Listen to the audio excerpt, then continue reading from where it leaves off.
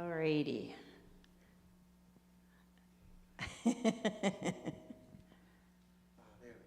Oh, there we are. Okay. So we are John and Gwen Cicone. And if you don't already know, my father is Kathy Spicer's brother. So that is my uncle and Aunt Kathy over there. Just so we had a little confusion at lunch today, so I just want to make sure everybody knows that I am related. But I am also related to you in Christ because we are all brothers and sisters. And so when we come here, we feel welcome, not just by our aunt and our uncle. We feel welcomed by all of you because you are brothers and sisters in Christ. And we are just here to share what's going on in Tanzania with us. So just a quick review. We are serving with the Rafiki Foundation. And Rafiki was started in 1985 by Rosemary Jensen. At that time, she was the executive director for Bible Study Fellowship. And you think, well, how did she get involved with Africa? Well, she and her husband actually had been missionaries in Africa for many years, and particularly in Tanzania. And so today, what we have is the goal is to help Africans, right, improve their standard of living. And so now they are in 10 different African countries. They run classical Christian schools, teacher training colleges. They have widows programs, and we'll talk a little bit more about each of those in just a moment. And their vision, right, is to in each village through these 6 programs: Bible study, education, teacher training, orphan care, outreach, and widows. Again, helping people in these countries to better their standard of living. I know in our school, our goal is to continue to create godly contributors, right, to help make their societies better. All right. So our ministry then kind of focuses in several different ways. One of the most important ways is in Bible study, and both John and I are involved in doing Bible study. I do Bible study with the RICE program, which I'll talk to you a little bit more about in a minute. John does Bible study with the teachers, and everyone in our village does Bible study. So the RICE program stands for Rafiki Institute of Classical Education, and that is, I'm the dean of our program, and I'll talk a little bit more about it later. I also take care of overseeing our residents. We have orphans that live on our campus, and I oversee them. And I also take care of the widows program. I work with a Tanzanian woman, coordinating with that. John is going to be our village administrator starting in June, as well as the school administrator. So one of the primary ways that we do our spreading the gospel is through Bible study. Each school day that we have starts first period with about a 40 to 45 minute Bible study. Now this Bible study was written by pastors and theologians here in the U.S., and it goes through the entire Bible. Currently, so a student who starts in kindergarten will go through the entire Bible. And these are pretty thorough. They have a section of scripture, and then there's questions with it. There's a hymn that we sing that the students memorize. They also have to memorize a catechism question from the Westminster Shorter Catechism, also a Bible verse that they have to memorize each week. So it's very, very thorough. Currently, we're studying 1 Kings. And I'll also add that not only do all the students and teachers do this Bible study, but also everyone who works at the village. So our dining hall staff, our cleaners, the guards, our maintenance staff, everyone does this Bible study. And we go through the same part of the Bible at the same time. So everyone is getting this. And As I said, we have a hymn of the week, and then our day students, because we do pull students from around the surrounding area, and they'll also take this home. We actually have one of my administrators, he translates this into Swahili for the parents to be able to read at home. And so, you know, it's not even just reaching our children, it's actually going out into the villages. And I know we've heard accounts of where students will be reading this to their parents, sometimes to the whole village. So, you know, who knows what the impact that we're having. And where we are, you know, the church in Africa there, has grown significantly. You know, the first missionaries came in the mid-19th century or so. They were German Lutheran missionaries, and you know, there was no church at all. And so they started one church. And now, you know, roughly 150 or so years later, right, there's thousands of churches in Africa. But the problem that has come up is, you know, there is sort of a cultural thing. Well, I'm a Christian. You know, I'll get applications for work, and we put on there, how did you become a Christian? And people will say, I was born a Christian. Well, we know that's not true, right? None of us are born a Christian. And so through this Bible study, discipleship is very important. So, so through this, people are able to really understand what it means to be a Christian, how we live out our Christian faith. And this is one of the ways that we're helping, you know, our children not only to get a good education, but to be godly contributors, right? So that as they go out into their culture and they become adults, then they'll hopefully be godly people that know how to contribute to their society. All right. So for the child care program, we currently have 37 residents, and we also have 24 children who are not living on campus anymore. We support, at Rafiki, we support the children who had been our orphans until they go through tertiary or college education or vocational training. But we have 5 mothers that watch groups of anywhere from 8 to 10 children in a cottage. They live with them, they pray with them, they do devotions with them twice a day, morning and evening. The children are having dinner together. They have breakfast and dinner together, and then they eat lunch with their classmates in school. So my job is basically overseeing the mothers and also overseeing their medical care. There is available medical care outside of the village that we can, when we have things that I can't deal with in the house. Yes, so we also have devotions, and you can click it there. Yes, and one of the things that the children are responsible for taking care of their own cottage. They have to clean the cottage. They clean their own clothes by hand each day. They are responsible for the area around their cottage. And then also this year we've started to send them up to the orphanage, which is up on the mountain. They'll go up there once a month, either boys or girls, and there they'll help clean and take care of the children and play with the children that are up at the orphanage. So a way for them to be giving back to their community. They also go once a month to their church that they go to, the Lutheran church they attend, and they'll be also cleaning there. And that's next. So a big part of my responsibility is overseeing the school. I'm the headmaster of the school, and this is a pre-K3. It's through 11th grade in Tanzania. You kind of graduate in 11th grade, so it's slightly different than the U.S. schools.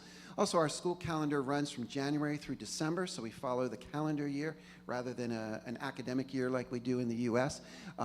We currently have about 382 students and about 40 teachers in our program right now. So we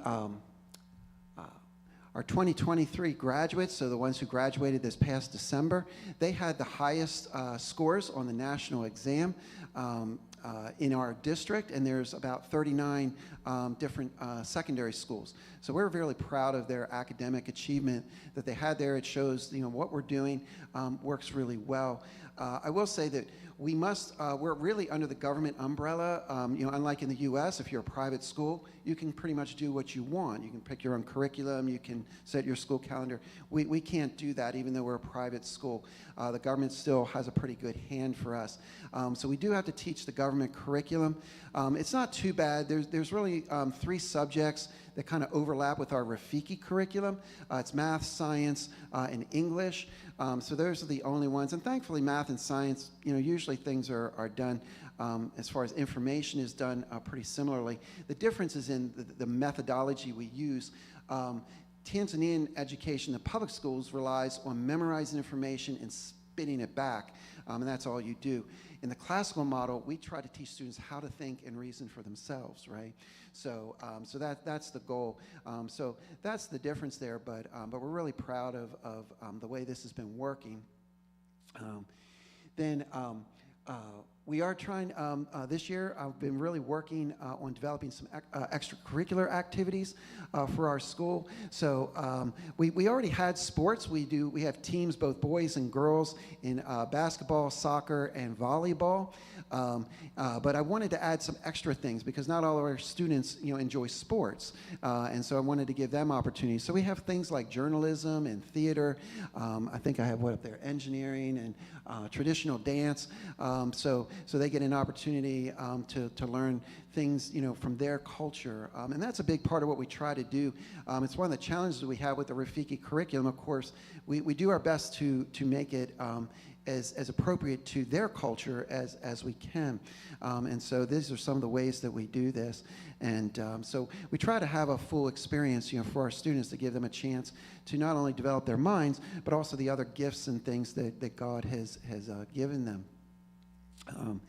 And then in February and March, in our secondary school, we had some athletic competitions with other schools. We also had some academic competitions and interactions. Like one school, they went and they just talked about history. This would have been the Tanzanian history, since we're all doing the same curriculum, that they would just have kind of an academic discussion between our students and the students from this other school. We also had a math competition and a debate competition, which our school won. So again, we're trying to give our students opportunities to use what they've learned in a fun and creative way. That's really part of the classical model. The idea is that learning is fun, and it should be something you do lifelong. It's not just something you do while you're in school, but it's lifelong learning and creating that love of learning. So these are some of the ways that we're trying to do this. And what I really like about these academic competitions is this is something that my teachers themselves came up and said, we want to do this. And I was really thankful, because that's what I'm trying to do. I want my teachers to start to get the idea of what does it mean to teach in a classical school? How do we do this? And they're really starting to get that idea there. And so I'm really excited about some of the great things that God is doing in our school. And in a few minutes, we'll talk about things that God's starting to do with some other schools around us here. Oops. Oh, I'm sorry, I had one more. We have school boards, both one for our primary school and then also one for our secondary school. And in both of those, I've had the chairman of our school board say that our students have a reputation in our area, in their villages and where they live, for their excellent behavior, which we see them living out, the godly training that they're getting, right? We always tell my students, it's not good enough just to know who Jesus is. You have to, live who Jesus is in your heart. And I'm really thankful that our students have that reputation, whether they're in their village or they leave and go to other schools. They always have a reputation for, your students are so good, they're hardworking, they're obedient, they seem confident, and they can express themselves well. And these are all the things that we're hoping for through our classical Christian education, that they're godly and they're well educated, and they do that really well. All right. So, as I mentioned before, I am the dean of the Rafiki Institute of Classical Education, and you can see me there in my natural habitat. It is what we run at our village. This is a little different in different Rafiki villages, but our village runs a one-year postgraduate program. So basically, we take people who already have certification, but they don't have a job, and we invite them to come, and they are able to assist in the classrooms in the morning, and then in the afternoon, they have Bible study. They also take classes in Bible, English, and classical pedagogy. I currently teach both the English classes, and I also teach art and music, as well as doing the Bible study. Last year's we had 12 graduates last year. 4 we hired at our school to continue working, and then 6 are working in local private schools and teaching others the Rafiki Bible study. Because some of the Lutheran schools have started adopting our Bible study, and they needed teachers to teach the other teachers how to teach the Bible study. So it's kind of like one person teaches this person, who teaches this person, who teaches this person. It's really cool to see this kind of multiplication process that's going on. This year, I have 12 students in the program. Last year, we started with 15, but we ended with 12. I feel like this year, we're going to start with 12, and we're going to end up with 12. We already have, I heard from my assistant just last week that we've already had schools contacting us about who they would like to hire for next year. I mean, it's not even halfway through the program. And one teacher is going to be going twice a week to help, again, start training teachers how to teach Bible study, with the idea that next year she will have a job in January. So it's pretty exciting to be able to assist people to, one, know God, but then also to raise their standard of living because they have a job. And before I talk about my village administration responsibilities, I'll just say, Gwen and I partner together because, as she said, her rice teachers will teach in my school, and so I'm training my teachers on how to be mentor teachers, and it's really been fun to partner in that way, to help these teachers as well. Now, we currently have a third American with us. Her name is Laurel Eastup, and since we've been there, she has been the village administrator. But she told us earlier this year that she feels like the Lord is telling her her time with Rafiki is coming to an end. And so she is going to be actually coming back to the United States in June. And so what that means is I get a promotion. So I get to be the village administrator in addition to being the head of school. So it's great. I keep getting promoted in Rafiki.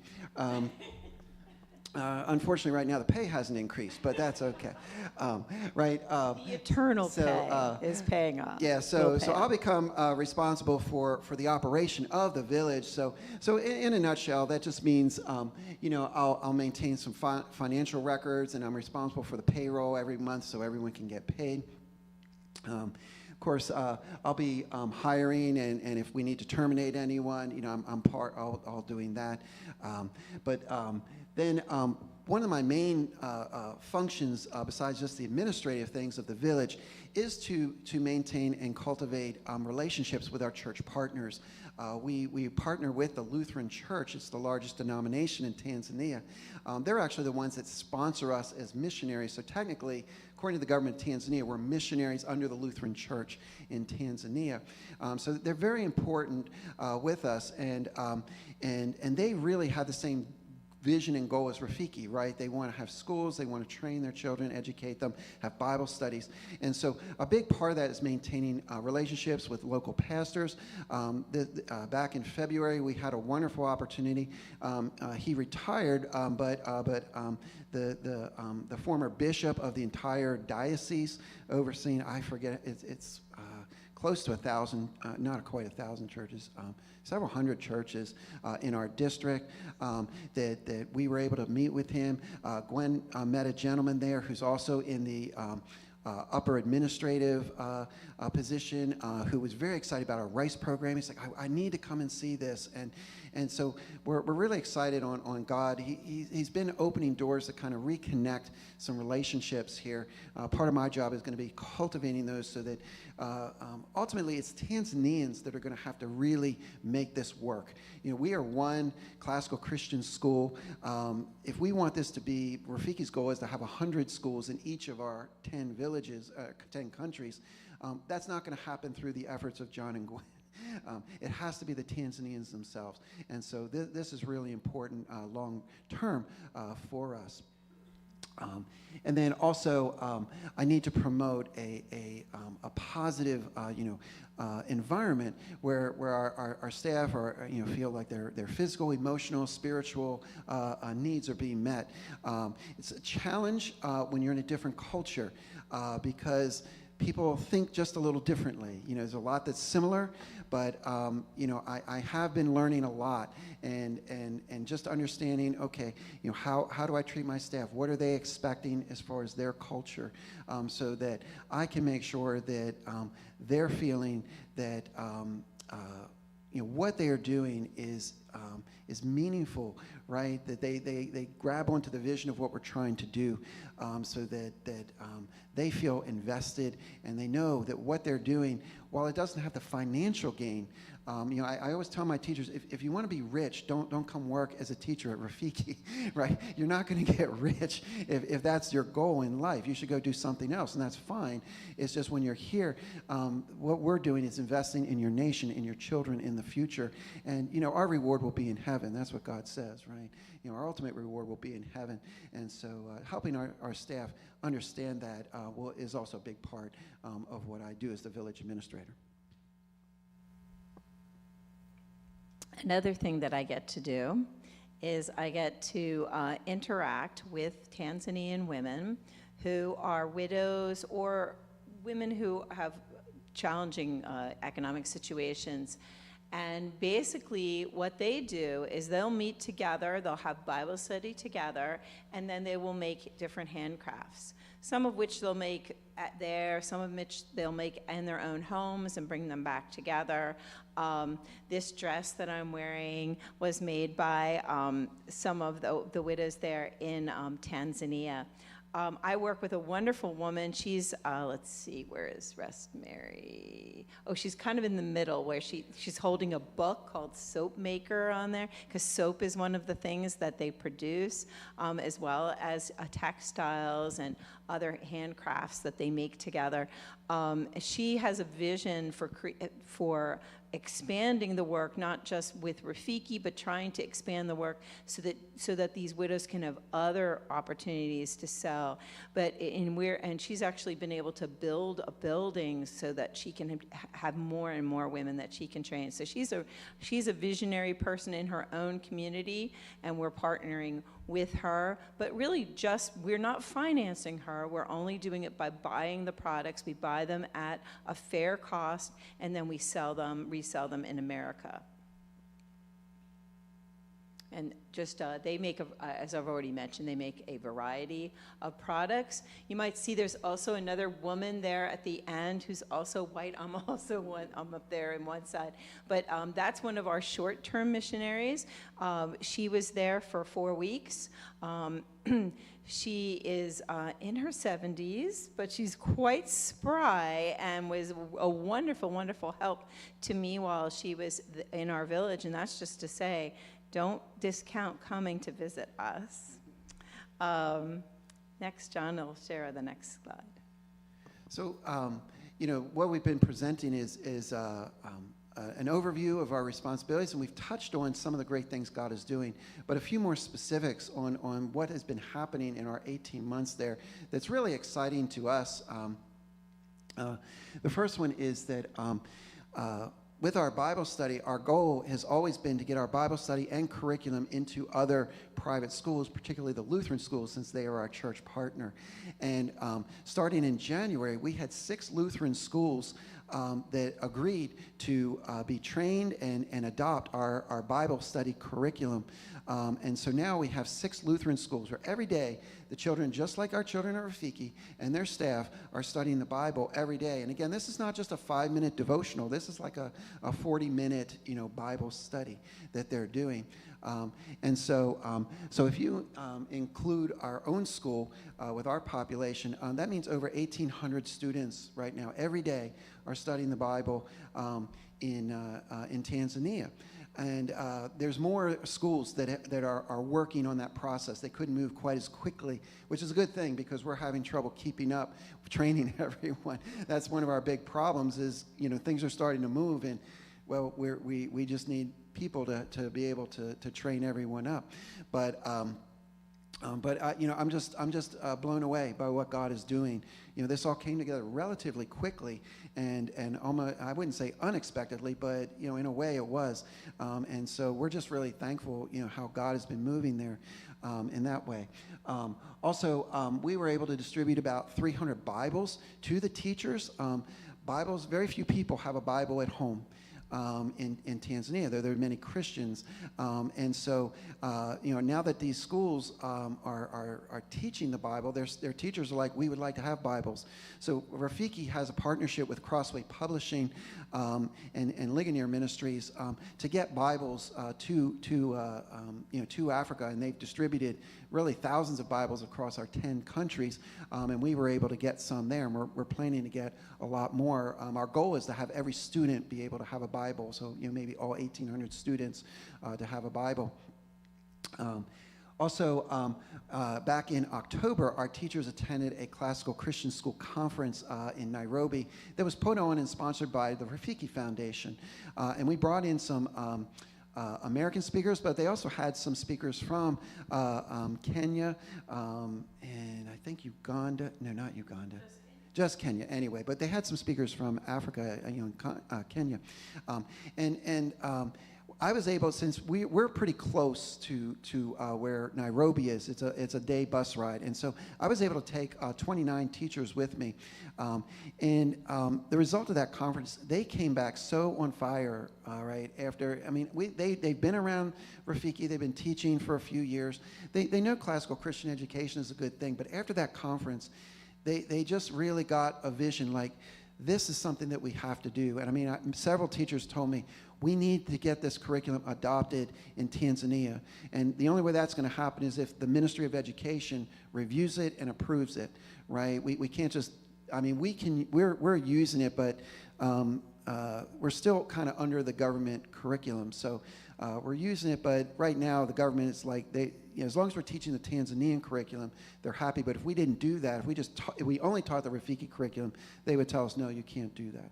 So we're trying to get it so that a school could only teach the Rafiki curriculum and it would be fine, right? The government says this is a standalone curriculum that's approved by us.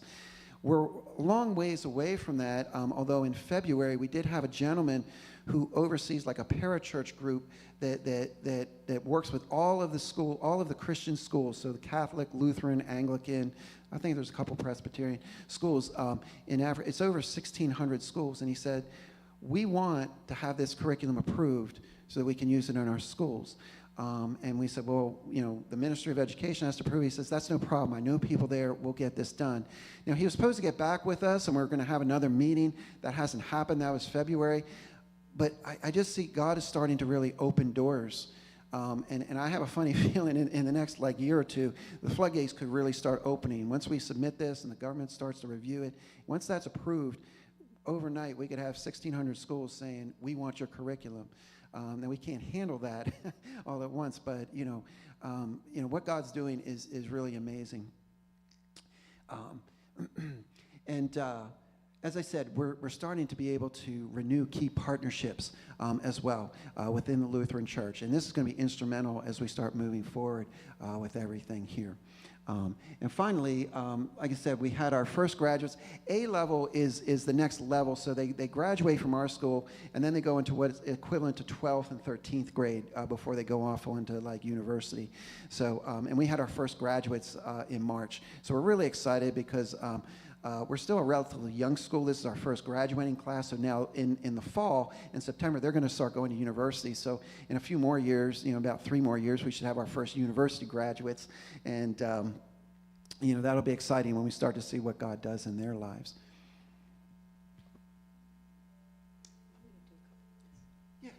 Okay, so a day, we're going to give you just some pictures of really cute kids and talk about it a little bit. So here we have a day in the village in Tanzania. You have the children in purple are the pre-K children or up to kindergarten. The ones in gray will always be the secondary students. And so we start our days, and they start their days first by having breakfast. But after breakfast, they will line up. The primary students are going to line up in one area, secondaries in another, and then they'll have announcements, and often they will sing a patriotic song. They didn't know I was going to videotape them, by the way.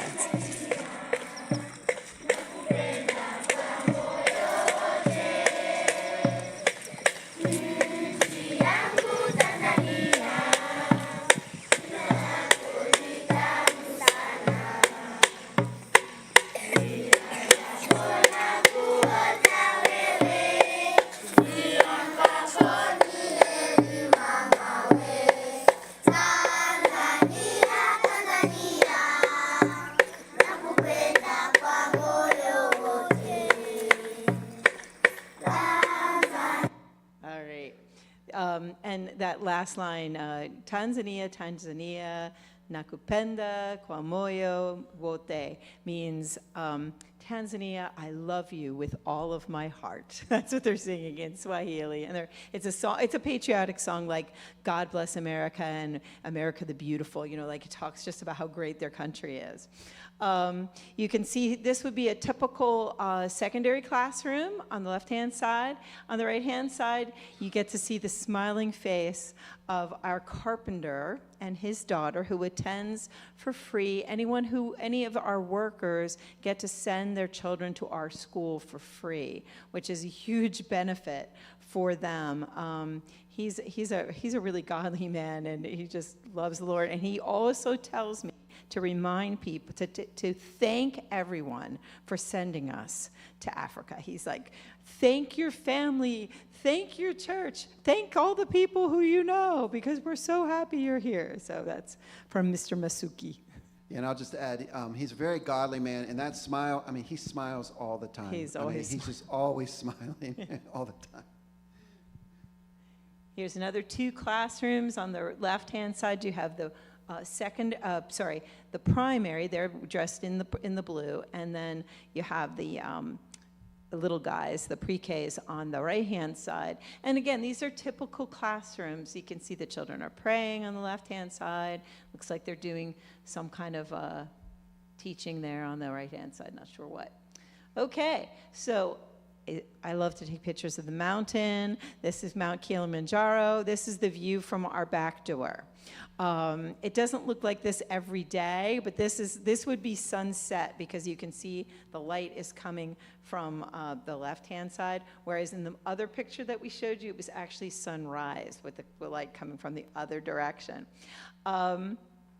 You all, as a church, have been supporting us, and that is awesome. But you can also, if you don't personally get our newsletter, you can sign up for it. You can just go, you can either give us your email, or you can just go online, go to rafiki.org, and we're going to give you more information at the very end. You can become a prayer partner. So we went on our newsletters. We will have prayer requests that we put, and you can be praying for us. You could purchase Widows Exchange gifts, which can again be purchased online. You can sponsor a child if you care to, and you can also pledge support individually to us, as well as I know your church already does. And then the last one, consider being a short or long-term missionary, especially if you know someone who, or it's either you or someone else you know, who maybe has a heart for children, and particularly for education and classical education. We're always looking for classical educators, but we take all kinds of people, and we train all kinds of people. We need people to help with our plant management. We need people to help with a lot of different areas, so there's always a need, and that is a big prayer concern for us. I don't know if you know this, but overall, in mission organizations around all through America are really struggling to get the next generation of missionaries on the field. Or they get people on the field, but they only stay for a small amount of time. So there's a real need for more missionaries. So let's be praying that God would raise up the next generation of missionaries to go out on the field, whether they're going to Africa or other places, that people would see that there's more to living the American dream. That it's God's dream, God's vision for people is that they would know him and that they would grow in him. Like John said before, when we meet Tanzanians, like when we have people apply to be in the RICE program, they have to fill out an application. Same question: when did you become a Christian? When I was born, when I was baptized. These are the things that they understand. They don't necessarily, no one talks about having a conversion experience, or even that I trust in the Lord that they really understand. Thankfully, though, because we do these Bible studies with them, we get a chance to really talk about what it means to be a Christian. And at the end of the program that I did, the RICE program in December, I had testimonials. They did testimonials, and most of them talked about how they grew as Christians more than they talked about how they grew as teachers. And I mean, one guy in particular was just like, I thought I was a Christian, but now I really am. And now I'm really excited because I thought I was a teacher, and now I really am. And I'm going to go and I'm going to teach. And he's in one of the Lutheran schools that adopted the Bible study, and he's been teaching others how to teach the Bible study. So it really is a wonderful opportunity that God has given us there. Again, if you want more information, probably the easiest place to go is just to go online, just say rafiki.foundation.org. But you can also email us, and we try to make our email memorable. John and Gwen go to Africa @gmail. And you can always email us anytime you want. Matter of fact, we would love to get letters from you.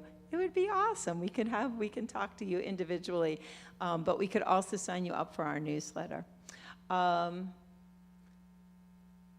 then finally, asante and kwaheri, which means thank you and best wishes or goodbye. And there's our cute kids. I don't know how much time we have. I mean, if people had a few questions, we're happy to try and answer them now, or if we need to wrap up the service, we're happy to do whatever is needed. But if anyone had a few questions, we're happy to try and answer them if you needed that. Or you can see us later after this here. Oh, yes, please.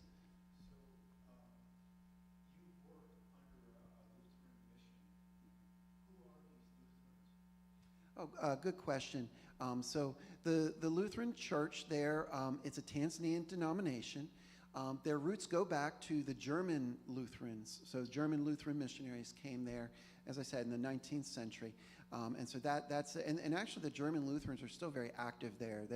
They send other pastors to teach in seminaries. We have a friend who's German. He runs a vocational school that's very heavily funded through friends from Germany. So they still have, but that's who it is. So it's just a Tanzanian church denomination that was founded really by the German Lutherans. But we really are under the Rafiki Foundation. Our Bible study is a Reformed Bible study. It is not a Lutheran Bible study. They just accept us, and we teach them, honestly. And what's interesting in Africa, too, is they don't really hold on to their denominations very tightly because they don't actually understand the differences. Instead, they're more interested in learning who Jesus is and growing in him. And so it really has not been something that blocks us from being able to really just share the gospel. Good question. Did you have a question back there?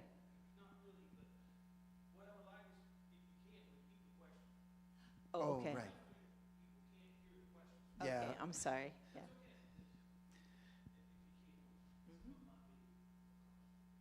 Because the question was, who are the Lutherans and how are they really associated with you, right? Okay. Any other questions? In the back? Bibles that you get from Crossway, are they English Bibles or are they Another good question he asked is, the Bibles that we get from Crossway, are they English or are they Swahili translations? They are English. They are ESV Bibles. They are English. Some of them are study Bibles that we're able to also distribute to pastors and different organizations. Although Swahili is the main spoken language, English is the language of education, and so even in public schools, their secondary and all their universities would be in English. And so we see that also as a valuable resource to the families to even help increase their English as a way is to grow in that.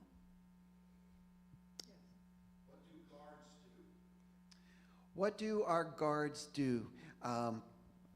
So in our village, we do have a gate, and we have partially man-built walls and partial natural walls with some plants that have like thorns and stuff to help make it, so if anyone wants to try and get in. So we, the main, a lot of times, to answer that question, I'll answer sort of maybe another question. People say, well, how safe is it? What is the biggest problem that you might have to your physical safety? And it really is thievery. So we have these natural barriers and man-made barriers to help keep thieves out, and that's really also what our guards help do. They just help protect the village from anyone coming in to maybe steal things. They also just help, visitors who come. So if visitors come, the guards are the first one, and so, I will have sometimes maybe another school administrator comes. And so then they meet the guards first, and then the guards will contact me, and then I can come up and meet them. So they have, primarily protection, but it also other just helping to be kind of gatekeepers and welcome visitors. So very good question. Any other questions?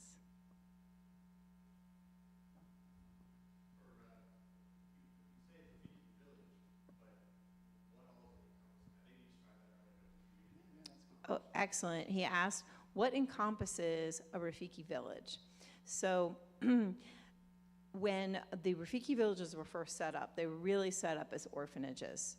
And then they decided that they would educate their orphans. And then they decided they would have this RICE program, this like teacher training program. So they needed, from having the original ones were relatively small, and then they realized we have to make these bigger spaces, and so they became more of a village, or instead of just a child care center. But that's as far as we go. We do not have boarding there except for our residents. And as they graduate, we do not take any more orphans. We stopped in 2016. And as they graduate, we are converting their cottages to early childhood classrooms. And also we currently have one library. It's quite beautiful, that they made from one of the classrooms, one of the cottages, I'm sorry. So technically we're really not a village. Technically they just call it a village. It's really more like a compound. But we also do have a pretty large space where we do farming. We grow maize, which can also contribute to the food.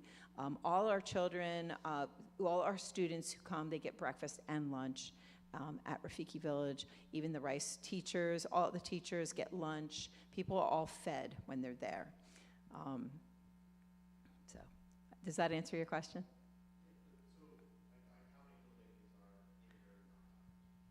Yeah, that's what I was trying to do. I was trying to think. It's probably not quite 24, maybe around 20 buildings with the resident cottages. We have a dining hall, school buildings, a RICE building for the training the teachers, and that sort of thing. So yeah, it's probably around 20 buildings that we have to maintain. So that's why we do have a full-time maintenance staff of about 5 or 6 guys that help maintain everything. Yeah, and what's it, 50 acres? Yeah, it's about 50 acres altogether. Yeah. With everything. Some of the villages are larger and have more buildings because they were older built ones, yeah. So how many full-time staff do you have? Not counting short-termers that come and people in the training program, but full-time permanent staff? Very good question again. How many full-time staff do we have, of all the people that we employ? And I will say that these are all Tanzanians. So there's only myself and Gwen and Laurel, the only Americans there. And I know it's about 80 people between teachers, guards, cooking staff, cleaning staff, maintenance staff. It's about 80 Tanzanians. And that's another thing I'm really thankful for Rafiki. They really want this to be something that is, in each country, they want the country to adopt it. It's not just, oh, well, we're going to send, 3 or 4 dozen Americans who are just going to run everything. They really want to try and make the people, and not to mention then, as Gwen said, by providing these people gainful employment, right? It just helps them, So that's about how many we have, about 80. Jeff? So as village administrator, who do I report to? God. For me, it's Gwen. No. Right. That's a good question, right? We're all under authority. So even though it seems like I'm the benevolent dictator, I do basically report to the Rafiki Home Office. So the Rafiki Home Office, is who I'm responsible to. Similar to like a CEO has to report to the company board, board of directors or something. That's how Rafiki you could think of it that way. So that's who I report to. So that's how that goes. Yeah, and we have meetings, like video meetings, every 6 weeks with our area of concentration. So there's someone who's overseeing childcare. I meet with her every 6 weeks. Someone who does rice, I meet with her every 6 weeks. And John will also meet with people around every 6 weeks. And then they come and visit the villages about every 9 months. They'll actually send a group of the leaders, home office leaders, will visit and they kind of inspect. They want to see, are you really doing what you say you're doing? And they also encourage us. It's not draconic, but it can be a little nerve-wracking because they're like, we want this, okay, but they really just want to see what we normally do, and we're responsible to them.